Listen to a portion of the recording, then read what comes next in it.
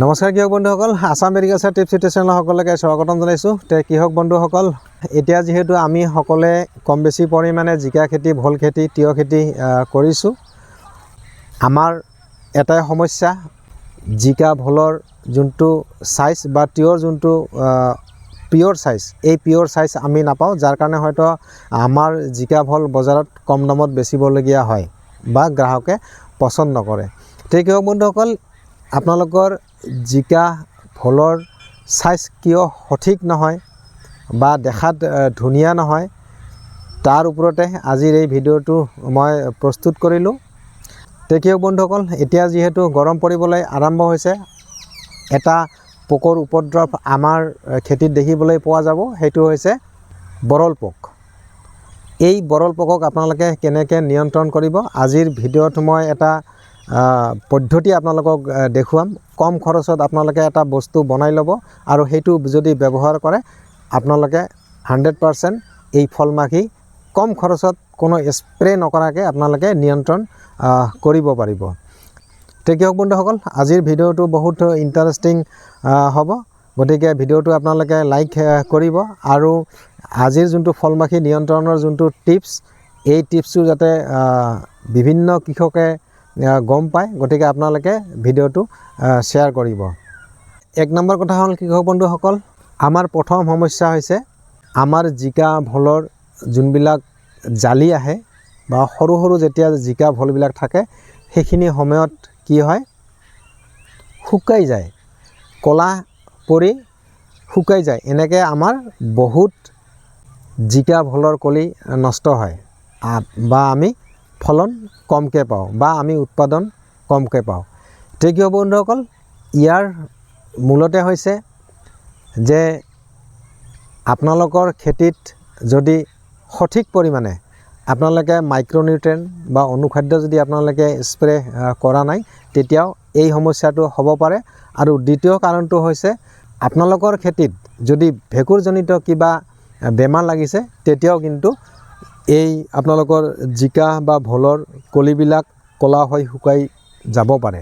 কৃষক বন্ধুসকল, আপোনালোকে যদি সপ্তাহ 10 দিন মূৰে মূৰে আপোনালোকে যদি এই অনুখাদ্য যদি আপোনালোকে স্প্ৰে কৰে আপোনালোকৰ জিকা ভোলৰ বা তিয়হৰ খেতিত, আপোনালোকে দেখিব এই সৰু অৱস্থাত জিকা ভোলৰ কলিবিলাক যি ক'লা হৈ শুকাই পচি যায়, সেইটো একেবাৰে বন্ধ হৈ যাব।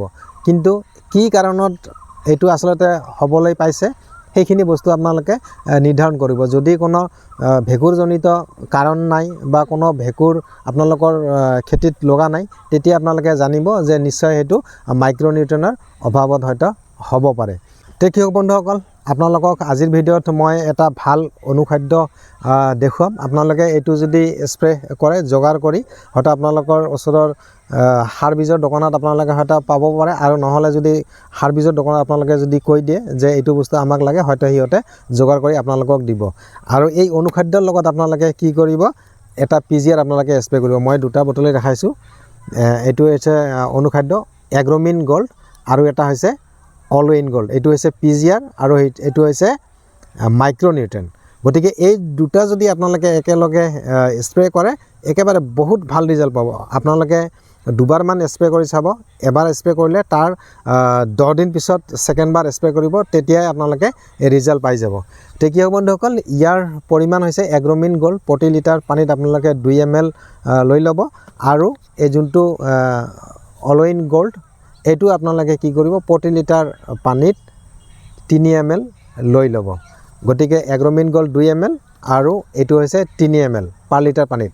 এই হিচাপত আপোনালোকে স্প্ৰে কৰক। আপোনালোকে 100% আপোনালোকৰ যিবিলাক জিকা ভোলৰ সাইজ তেৰা বেকা হোৱা, এইবিলাক বন্ধ হ'ব।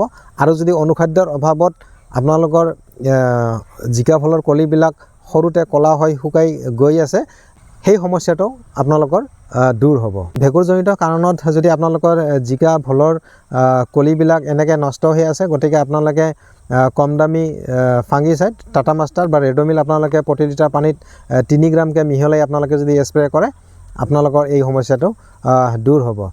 কৃষক বন্ধুসকল, তৃতীয় কাৰণটো হৈছে ফলমাখি।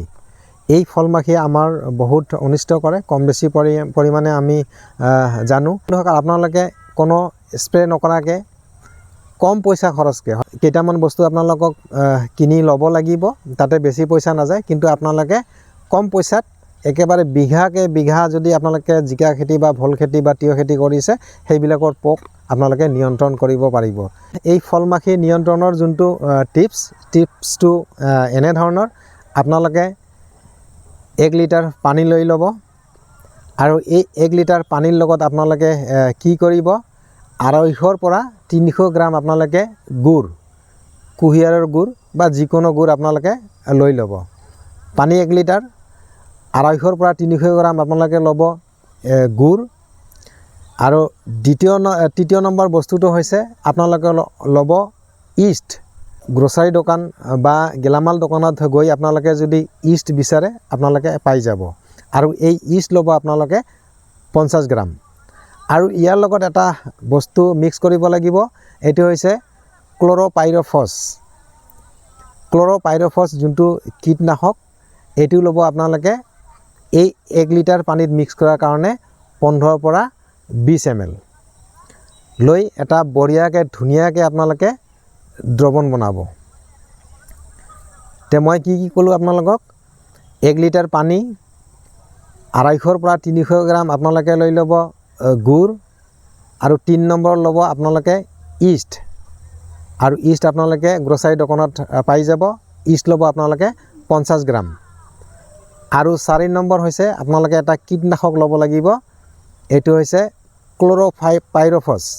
টেকনিকেলটো ক্ল'ৰ'পাইৰফছ আপোনালোকে হাৰ্বিজৰ দোকানত যদি বিচাৰে যে ক্ল'ৰ'পাইৰফছ 50% থকা কীটনাশক দিয়ক, আৰু এই কীটনাশক আপোনালোকে ল'ব 1 লিটাৰ পানীৰ কাৰণে 15 পৰা 20 ml লৈ ধুনীয়াকৈ এই পানীখিনিৰ লগত আপোনালোকে মিক্স কৰিব।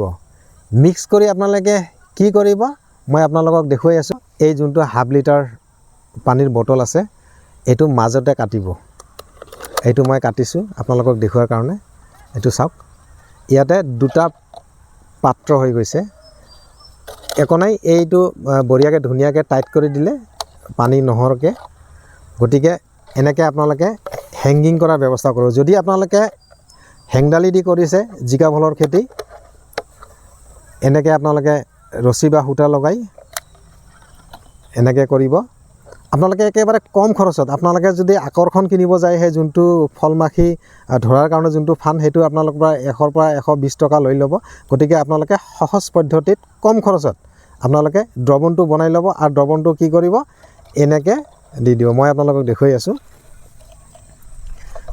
ধৰি লওক এইটো দ্ৰৱণ, এইটো ধৰি লওক এইটো পানী, মই এনে দেখুৱাৰ কাৰণে কৈছোঁ।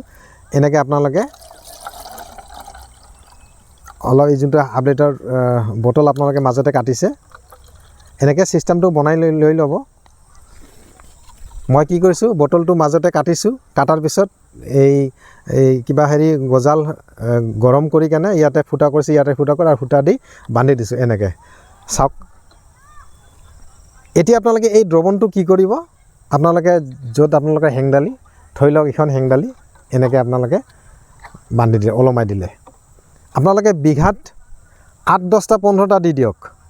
যিহেতু ইয়াতে ইমান খৰচ আপোনালোকৰ যোৱা নাই, হয়তো আপোনালোকে কিনিব লগা হোৱা নাই। এই বটলটো আপোনালোকে হয়তো ফ্ৰী পাই যাব, একো নাই। বহুত পুৰাণা তেনেকুৱা ঘৰত চবৰে বটল থাকে, বা আপোনালোকে চাহ দোকানত খুজিলেও আপোনালোকে পাই যাব। গতিকে একেবাৰে ফ্ৰী। গতিকে আপোনালোকে কি কৰিব, এনেকুৱা দ্ৰৱণটো বনাই আপোনালোকে যদি দি দিয়ে, এই যোনটো ইষ্টৰ এটা যোনটো চেণ্ট আছে, আৰু যোনটো গুড় থাকিলে, মিঠাই থাকিলে, এইবিলাক ওলমাই দিয়াৰ পিছত কি হ'ব, ফল মাখি ইয়াতে পৰিব, আৰু এই পানীখিনি খোৱাৰ কাৰণে ইয়াতে পৰিব বা খাই কেনে মৰিব। যোনটো ইষ্ট তাতে মিক্স কৰা হ'ব, এই ইষ্টৰ চেণ্টত ফল মাখি আহিব। আৰু যিহেতু ইয়াতে ক্ল'ৰ'পাইৰফছ হয়তো দিয়া থাকিল, গতিকে বিষক্ৰিয়া হৈ এই ফল মাখি নিয়ন্ত্ৰিত হৈ যাব। তো কৃষক বন্ধুসকল, আপোনালোকে যদি হেংদালিত জিকা ভোল খেতি কৰিছে, আপোনালোকে ওলমাই দিয়ক। আৰু যদি কিছুমানে হয়তো আপোনালোকে ৰঙালাওৰ খেতি কৰিছে, আপোনালোকে কেনেকৈ দিব, আপোনালোকে এই দ্ৰৱণটো তৈয়াৰ কৰক। মই যিখিনি ভিডিঅ'ত বস্তুৰ কথা কৈছোঁ, সেইখিনি বস্তু মিক্স কৰি দ্ৰৱণটো বনাই লওক। তাৰপিছত কি কৰক, এনেকৈ এই চিষ্টেমতে হৈ যাব। আপোনালোকে যদি মাটিত দিয়ে এইটো হেংগিঙৰ কাৰণে সূতা লগাব নালাগে।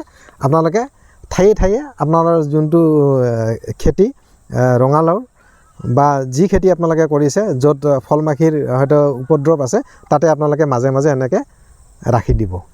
তেতিয়া দেখিব একেবাৰে কম খৰচত হয়তো গুড় কিনাত বা সেই এটা কীটনাশকে আপোনালোকৰ হয়তো কিনিব লাগিব আৰু যোনটো ইষ্ট এইটো দাম বেছি নহয়। গতিকে আপোনালোকে অভাৰঅল 100-200 টকাৰ ভিতৰত বহুত এনেকুৱা কীটনাশক আপোনালোকে তৈয়াৰ কৰিব পাৰিব। তেতিয়া বন্ধুসকল আজিৰ ভিডিঅ'টো আপোনালোকক কেনেকুৱা লাগিল? গতিকে মই যিখিনি প্ৰচেছ বা পদ্ধতি দেখালোঁ এই পদ্ধতি আপোনালোকে অৱলম্বন কৰক আৰু এই ফল মাখিৰ যোনটো উপদ্ৰৱ বা যোনটো আমাৰ ক্ষতি কৰে সেই ক্ষতিৰ পৰা আপোনালোকে হাত সাৰক। তেতিয়া বন্ধুসকল ভিডিঅ'টো যদি ভাল লাগিল আপোনালোকে লাইক নিশ্চয় কৰক আৰু মই ভাবোঁ এই ভিডিঅ'টো আমাৰ অসমৰ বহুত খেতিয়ক জানিব লাগে। গতিকে আপোনালোকে ভিডিঅ'টো শ্বেয়াৰ কৰি দিয়ক। তেতিয়া বন্ধুসকল আজিলৈ ভিডিঅ'টো ইমানে। ধন্যবাদ।